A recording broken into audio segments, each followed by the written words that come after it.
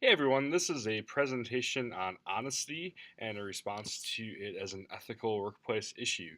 I think we've all been able to encounter the issue of honesty in one way or another, maybe in our workplaces, maybe somewhere else. And the question by and large is, what do we do with it? How do we respond to this issue of honesty? I'd like to start with a slide and a quote from this guy named Kerry Stokes. He says, "Ethics, or simple honesty, is the building blocks upon which our whole society is based, and business is a part of our society. And it's integral to the practice of being able to conduct business that you have a set of honest standards." So Kerry is equating, by and large, honesty to ethics, being an honest person to being an ethical person. So there really isn't a lot of question there, according to Carrie at least. But as we will see in this case study, there is a little bit more controversy and a little bit more to think about than Carrie might put at first. So our case study, I interviewed one of my friends for this purpose. His name was Matt. And two things happened. Matt encountered a situation where he felt his ethics were being compromised, and he then confronted the ethical decision maker and resolved himself of the issue. So let's break that down a little bit. So Matt is an engineer. He works at a local company that produces a product, and he does some of the design work and some of the production work, but by and large, Matt's responsibility is to do the testing and make sure that the products are up to code and meet specific standards.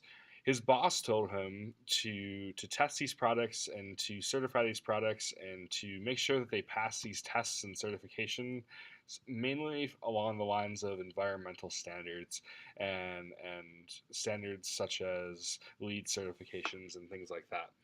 Um, his boss essentially told him, make sure these products pass these standards, but then I don't care how we make them.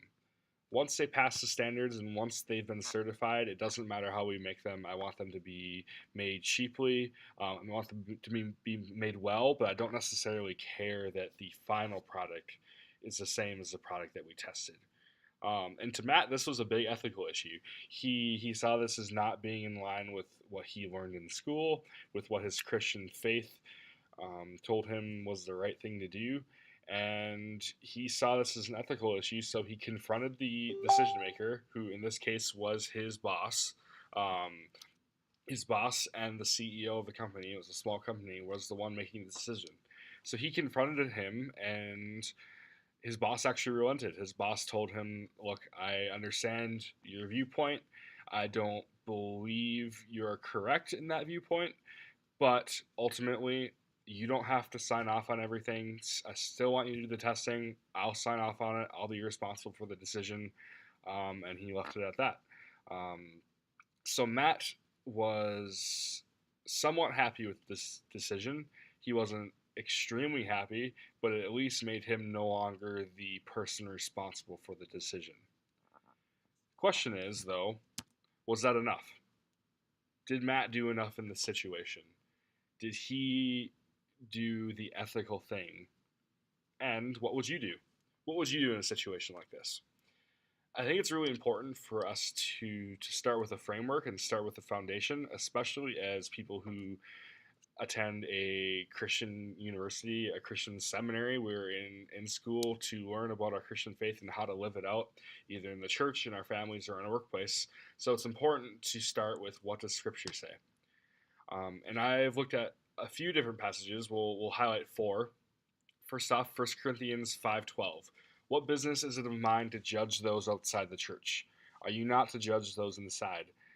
I think this passage is important because it shows us that we shouldn't hold people who are not Christians to biblical standards.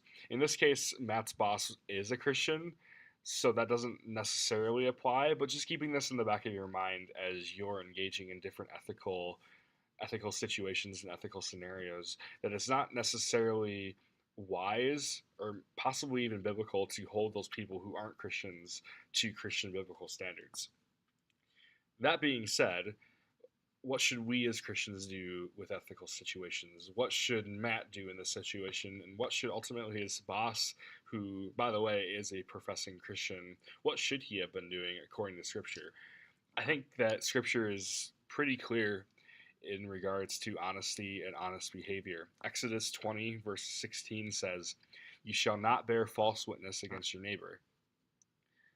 This is really, really clear. You should not bear false witness against your neighbor. It's essentially saying, do not lie.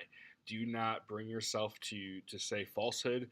Do not bring yourself to deceive one another.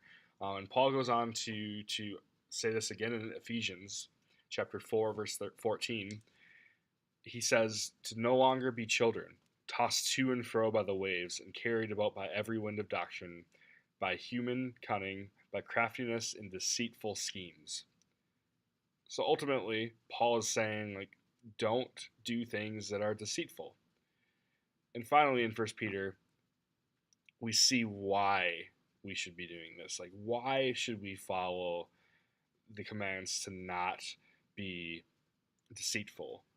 And ultimately, it's because Christ himself was perfect, and Christ himself was the embodiment of truth, the opposite of deceit, the opposite of dishonesty.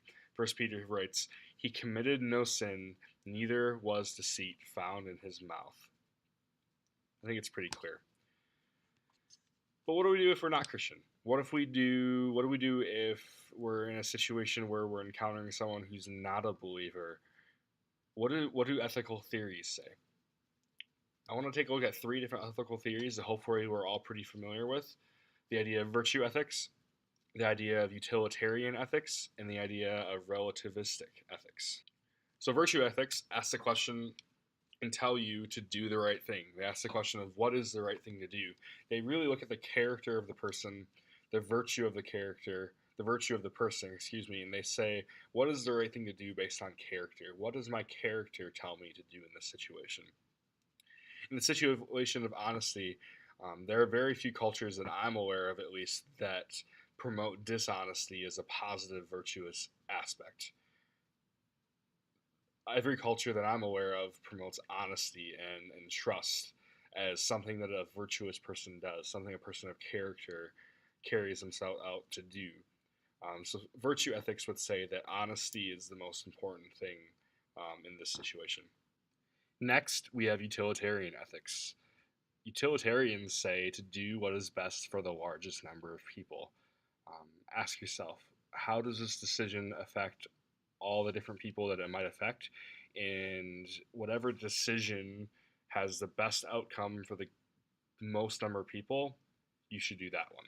So in this situation, the boss of the company could say that the decision he's making to avoid the regulations and to make a product that's different than that was tested is benefiting all the people in his company. It's benefiting the stakeholders, the employees, all of their families, and ultimately he sees the regulations as being pointless anyways. So in his mind, there isn't much harm to doing what he's doing. Finally, we have relativistic ethics. Relativistic ethics say to do what the situation and culture determines what is right. Essentially, there is no universal standards to hold oneself by. They ask the question of what is the culture and the laws and the practices that they are currently in, and whatever that culture and laws and practices say to do, you should do that. Essentially, it's when in Rome, do as the Romans do. There's even some biblical merit to this, as we all need to read the Bible through the lens of what is cultural and what is universal. What in the Bible is something that was written and talked about because that was an aspect of the culture and the time that the author and audience found themselves in, and what is written that is truly universal and truly something that all people of all time need to read and hold to. Um, Someone who says that virtue ethics is something positive and something that's biblical would say that those passages on honesty are for all time. Where a very strict and harsh relativist who might not be Christian would say that, oh, that's just a letter that was written for people, and that has no bearing on our life.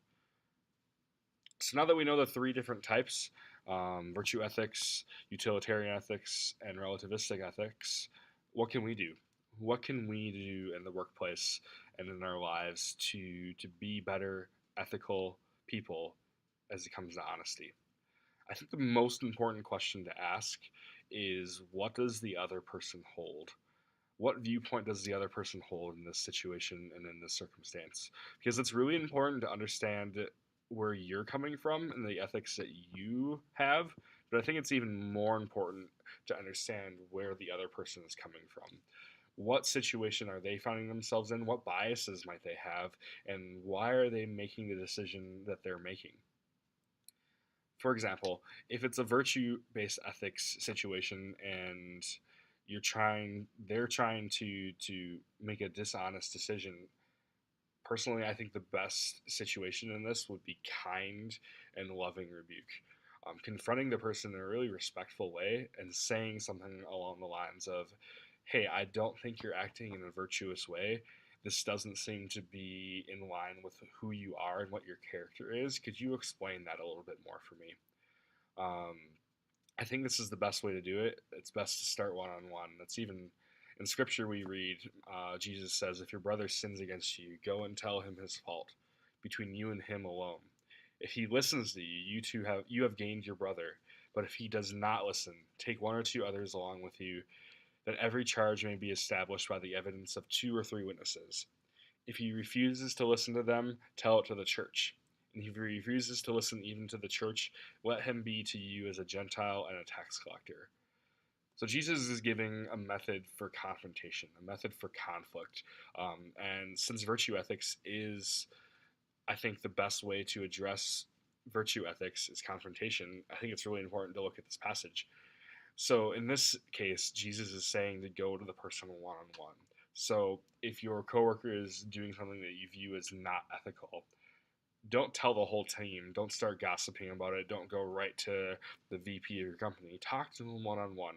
Talk to him or her one on one. Say, like, "Listen, man, you're not doing the right ethical thing.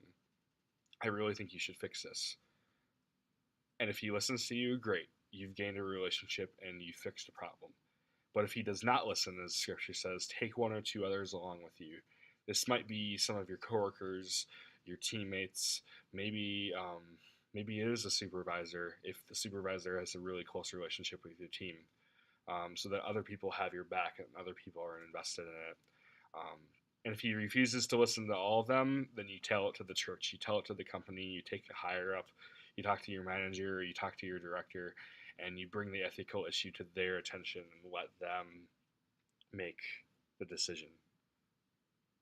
I think this issue of confrontation is incredibly important in ethics because ethics is by nature going to involve confrontation. The ethical issues are going to involve confrontation because so many people have different perspectives on them, especially virtue ethics.